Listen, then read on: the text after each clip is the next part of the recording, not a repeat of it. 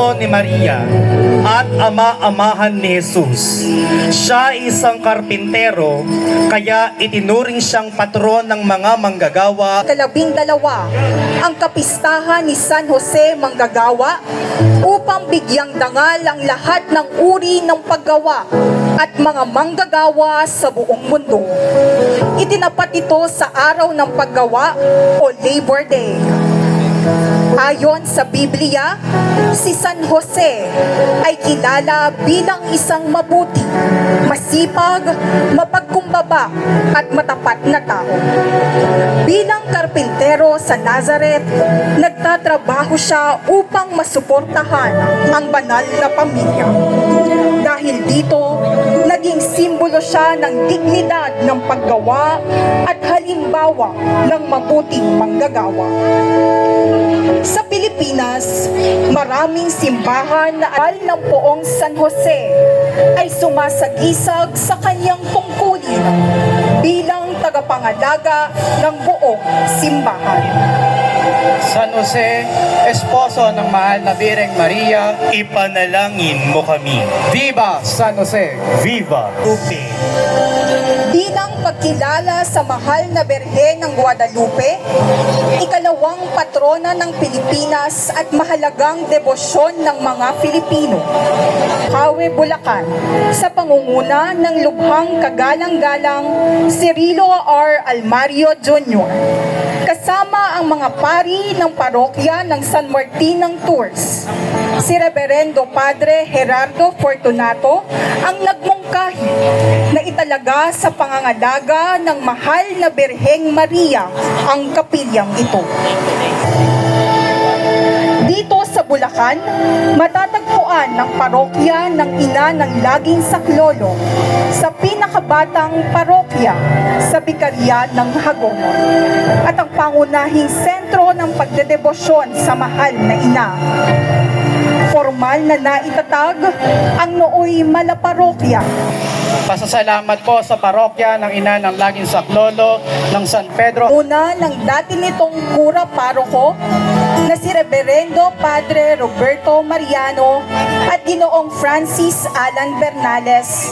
Ginoong at ginang sunod sa tradisyon na ito ay nilalambungan ng belong itim ang mahal na Birheng Dolorosa na may haba na 50 yam hapis ni Maria, Santo Cristo de Guia, Santa Maria Magdalena, San Juan Evangelista, at ang Nuestra Señora de los Siete Dolores de Sabang na inaalalayan ng mga damas at kabalyeros de la Virgen Dolorosa.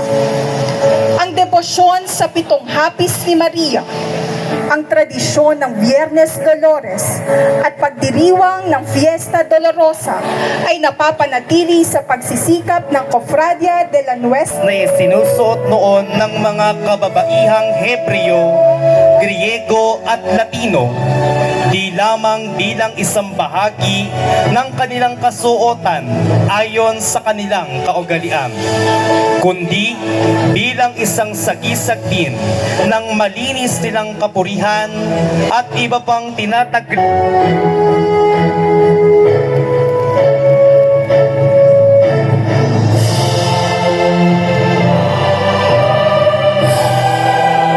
dininig at mga karamdaman na nabigyang lunas.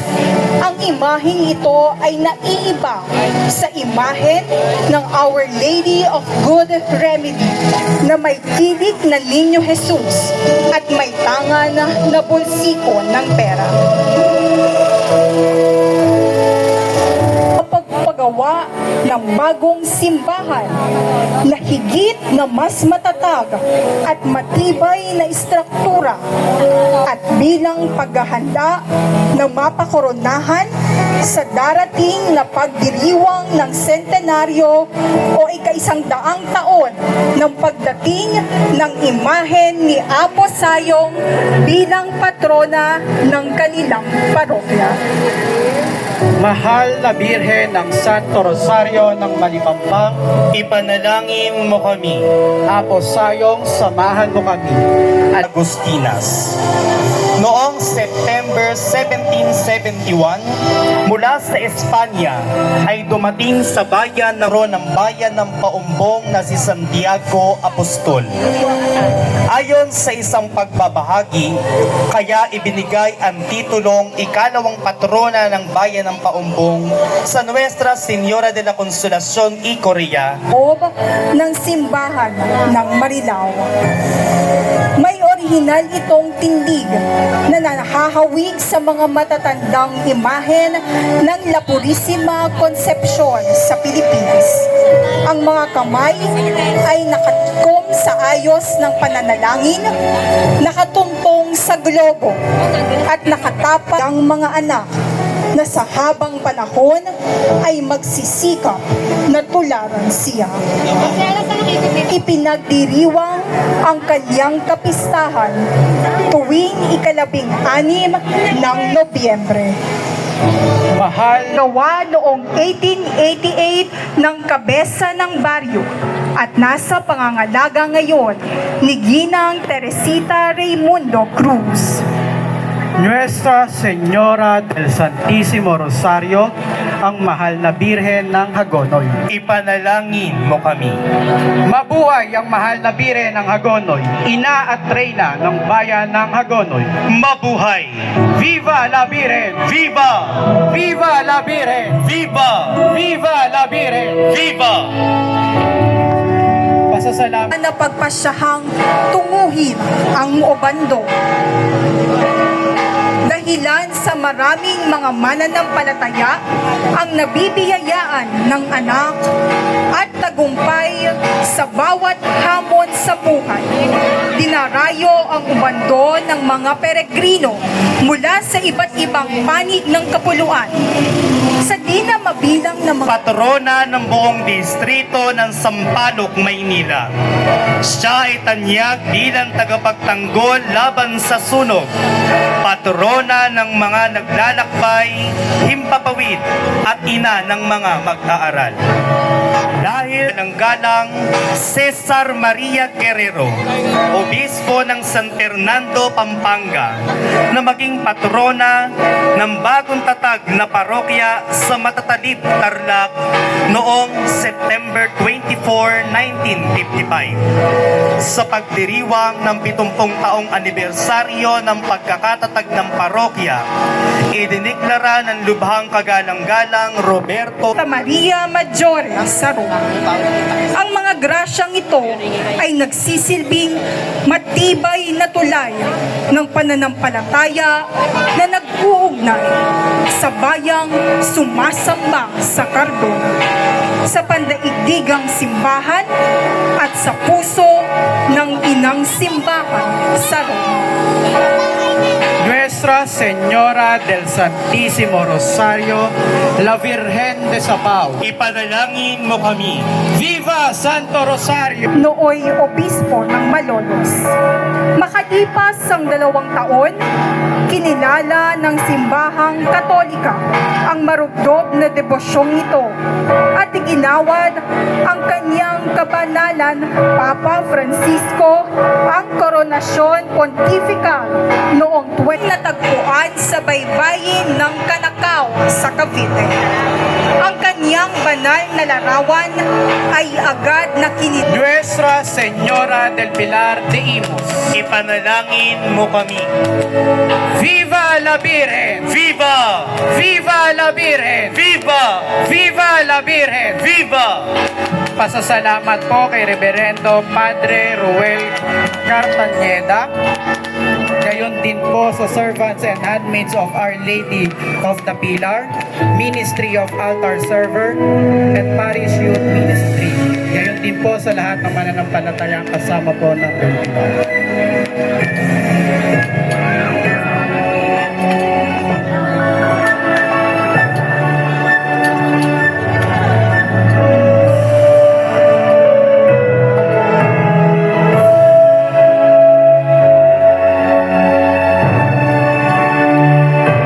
ng Ilog Malabon at Ilog Navotas. Ayon sa matandang kwento, ang larawan larawan ng mahal na birhen ng Immaculada Concepcion ay iniwan lamang sa tapat ng bisita ng isang Tsino at sinasabing ito ay kaputol ng punong kahoy na larawan ng San Bartolome de Malabon, ang prinsipini ng lalawigan ng Nueva Ecija at lungsod ng Gapan, ang ina ng mabuting pastol at reyna ng gitnang kapatagan, La Virgen Divina Pastora. Ipanalangin mo kami. Viva la Virgen Divina Pastora! Viva! Viva la Virgen! Viva! Viva! Viva la patrona de Orani! Viva! Viva la Reina del Santísimo Rosario! Viva! Viva la Virgen! Viva! Viva la Virgen! Viva! Viva la Virgen! Viva!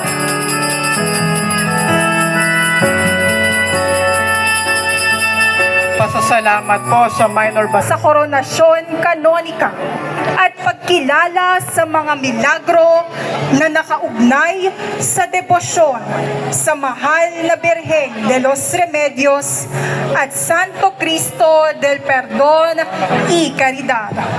Ang salitang ito ay isa ring paanyaya dahil ngayong taong 2026 ipinagdiriwang ang ikapitumpung anibersaryo ng koronasyon kanonika ng imahen ng Virgen de los Remedios de Pampanga. Virgen de los Remedios de Pampanga, Ipanalangin mo kami. Santo Cristo del Perdón y Caridad, Kaawaan mo kami. Virgen de los Remedios, Indo ning Kapaldan, Tula ning Kapampangan. Ipanalangin mo kami. Viva de los Remedios! Viva! Viva la Virgen! Ang kapistahan ni Apo Caridad ay tuwing unang linggo ng Setyembre. Noong ikalabindalawa ng Enero 1956, ang imahe ng ina ng pagkakawang gawa ay kinoronahang kanonikal ng apostolikong nunsyo na si Egidio Vagnosi at ipinahayag ni Arsobispo Santiago Sancho bilang Patrona ng Bicolandia.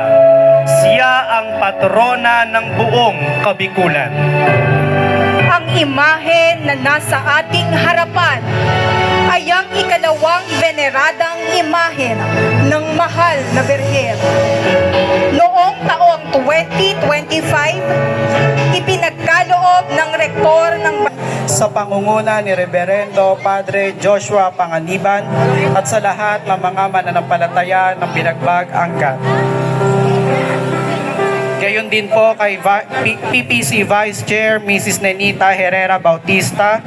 Ibalik ang Bukawi Marian Procession noong 2018. Siya ay nasa pangangalaga ni Ginang Angelina Mendoza Diaz, Viuda de Perez, at pamilya ng Santa Maria, Bulacan. At kasamang umiilaw sa La Gran Señora ang Bulacan SPPC at mga miyembro ng Hermandad de la Sagrada Pasión y Esperanza Macarena ng Santa Maria, Bulacan. Nuestra Señora del Santísimo Rosario de la Naval de Manila. Ipanalangin mo kami. Viva Santo Rosario! Viva! Viva la Naval de Manila! Viva! Viva la Virgen! Viva! Viva la Virgen! Viva! Viva la Virgen! Viva! Muli po ang aming pasasalamat kay Ginang Angelina Mendoza Diaz, Viuda de Perez, mula sa ng mga Bulaken. Ang paggawad ng koronasyong pontifikal ay ginanap noong Siya ng sarili niyang pagdiriwang. Sa pangunguna ng dating kura paroko, Reverendo Padre Nonoy Gregorio at Reverendo Padre Albert Santiago. Noong taong 2001, nabuo ang samahan ng Kongregasyon del Santo Niño de Santa Maria na nagsasagawa ng mga masasayang gawain tulad ng mga exhibit, domenaryo at parada na Viva la Virgen!